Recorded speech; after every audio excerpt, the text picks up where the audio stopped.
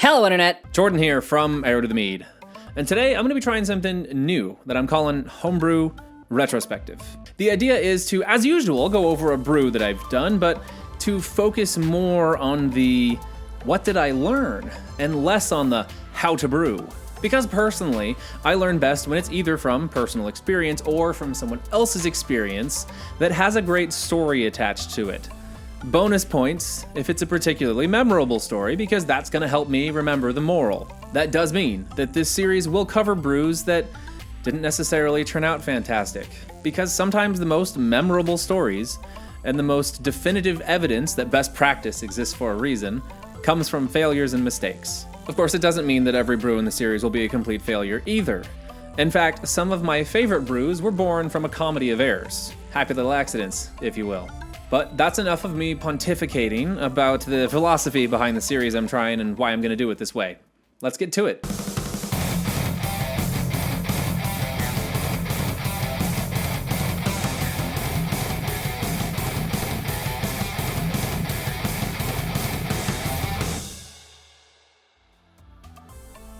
Today's video is covering a tropical cider that I tried to brew. The idea was to make something easy and breezy, using mostly grocery store ingredients. The powdery stuff notwithstanding, that is. So I picked up a 59-ounce carton of pineapple juice, 2 cartons of mango, 2 cartons of guava, and I had a gallon of apple juice left over from another project that I decided to use for this, along with 1.25 pounds of erythritol to back sweeten so that I could bottle condition and still have some residual sugar. I knew up front that this was probably going to give me sort of too many flavors at once for any of them to individually stand out, and that was kind of the point. I wanted something that was more or less generically tropical and not something that was like, oh, well, here's a pineapple cider or here's a mango cider. I just wanted tropical cider. So that's why I went with 4 different kinds of juice. Next, I did some research on the yeast that I already had in stock to see if any of it would make a decent substitution for Lalvin's QA23, which is a really popular choice for these kind of tropical brews that you see people doing. And as luck would have it, Laforte's X5 is advertised as having very similar esters and aromas and things like that. It even uses the word tropical on the spec sheet, so I thought, hey, I'll give that a try. As far as the batch goes, I mixed up the juices first, then put a lid on the bucket while I went to go get my yeast rehydrating. In the time it took me to rehydrate that yeast, I found out a fruit fly had already worked its way into the airlock, and this is where the first couple of lessons have already kicked in. Now, first being that it's obviously a good idea to cover up your must if you're going to leave it alone for more than a couple seconds, basically, especially if there's a lot of fruit flies buzzing around the house. But secondly, it turns out the temporary houseplant you can see in some of my brew day footage was very likely a major contributing factor to the stupidly high number of fruit flies that were buzzing around me on that brew day. Now, the plan was always for that guy to move outside as soon as it got warm enough, but now that he's outside, there are significantly fewer fruit flies bothering me on brew day. The day after I pitched my yeast, I came back to check gravity and to add my nutrients. Since the starting gravity was fairly low on this, I was going to add all of the nutrients at 24 hours. And when I pulled the lid off, I found, lo and behold, there was a significant fruit cap. I was a little surprised because I had only used juice on this, no whole fruit. But there was enough pulp, I guess, to form a fruit cap nonetheless. And I felt like this was also a lesson in and of itself. I knew enough to know that this was just fruit gunk, but I have seen some newer brewers who confuse things similar to this with an infected mead. This is not an infection. Not even on racking day, when it had kind of settled down a little bit and turned into this weird wormy pattern or whatever.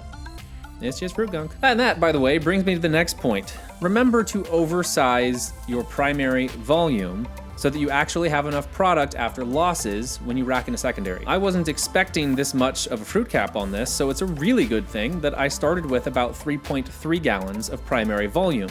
I was aiming for 3 gallons in secondary since I have some 3-gallon carboys, and I hit almost exactly 3 gallons after you subtract the losses from the lees at the bottom of the bucket and the fruit cap at the top. As far as the racking process itself goes, I racked into a bucket first, hoping to use the wide mouth as easy access to add my erythritol and then stir it without splashing too much, since especially on a brew like this that's lower ABV, you don't want to oxidize too much. But frankly, racking itself introduces some oxygen.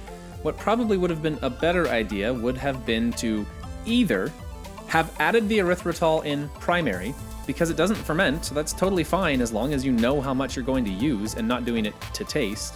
Or to have put the erythritol into the carboy first and then use the swirling motion created by the racking process to get a lot of the stirring done for me. Fast forward to bottling day and we have my next lesson. The first thing I did was rack off of the fruit gunk that had settled out on the bottom into a bucket so that I wouldn't have to worry about it while I was bottling. Especially because I was bottling alone, and it can be really hard not to disturb lees and sediment on the bottom if you need a hand for the bottle and a hand for the racking cane. But the problem I ran into was I hadn't really thought about the fact that I hadn't cleaned and washed and sanitized my bottles yet. So the brew was sitting in this bucket with significantly more headspace, even if I put a lid on it, while it's waiting for me to go through the relatively time-intensive process of cleaning a bunch of 12-ounce bottles and then sanitizing them. It actually worked out okay in the end. In the grand scheme of aging, it doesn't take that long to wash the bottles, so I didn't get too much oxygen exposure or anything like that. But it did just kind of stress me out a little bit, feeling like I had to rush to clean the bottles, and that was just dumb. Just wash the bottles first. Now, as part of the bottling process, I needed to get my bottle conditioning going, which meant adding sugar of some kind, and I was using carbonation tablets. The instructions on mine said to use between 3 and 5 tablets per bottle.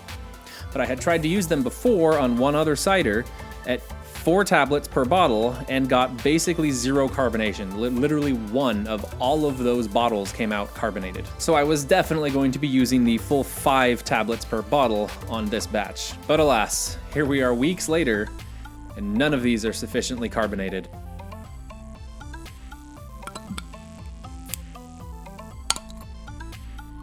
I don't even know if the mic's gonna pick that up. It was such a light hiss.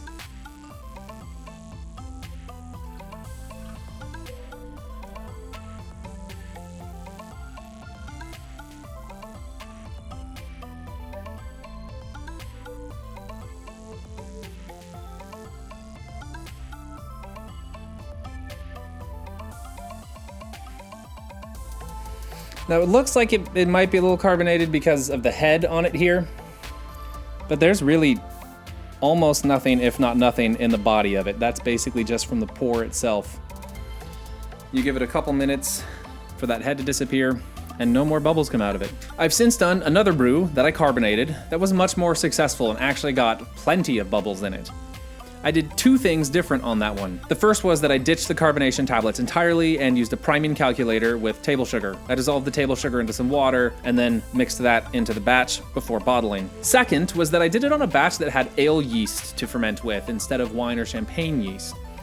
I believe it's actually fairly common for people to add ale yeast right before bottle conditioning if they used wine or champagne for the primary. I'm not sure which was more significant in getting much more carbonation on that second attempt, but I'll probably be doing both of them from here on out. At least until I get a keg to force carbonate with. But as for the cider itself, how did it turn out?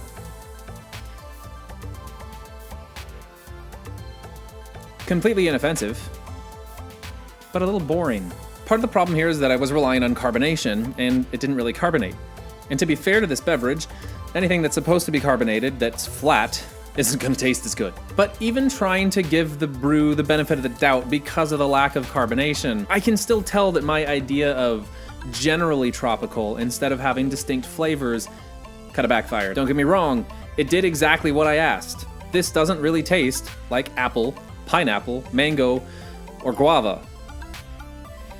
It kind of tastes generically fruity and tropical, but to its detriment. These have blended so well into a single tropical flavor that it has become one note. And while that one note isn't bad by any means, in fact, it may even be a good one note, without the rest of the song, it's kind of a tease. One thing I will tentatively say went well was the choice of yeast, though. Now, I need to preface this by saying I haven't actually used QA23 yet, let alone done a proper side-by-side comparison like one of the man-made mead yeast shootouts, but I am relatively satisfied with what I think X5 contributed to this one. It seems like it was actually a pretty good choice for this type of brew. If I were to brew this again, I'd probably cut the number of juices down to 2, like cut it in half, and try to let those shine, come forward more, and be individually identifiable. I think, in a weird way, making it simpler would actually increase the complexity, because you would be able to identify the discrete flavors instead of it all blending into one just individual tropical thing. And to kind of lean into adding the complexity and stuff more, I think I might even try dry hopping it. I think that could work really well on a lower ABV carbonated thing like this, and really increase both the complexity and the aromatics. So, should you brew this one?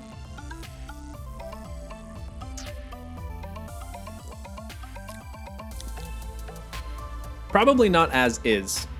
Again, it's inoffensive, but it can be so much better. If you want to try this at home, take the next couple of steps, develop this further, and let me know in the comments how it turned out. Either way, I hope that for at least some of you, the story behind the lessons that I learned here helps to make them a little bit more memorable next time you're in a situation where the lesson is relevant. And if you made it this far, thanks for joining me on this kind of awkward pilot episode for this new series concept I'm working on. I certainly hope to refine and streamline this a bit more as I do more videos.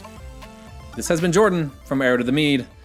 Thank you for joining me, and have a good, however long, until I see you again. 'Cause I'm still looking for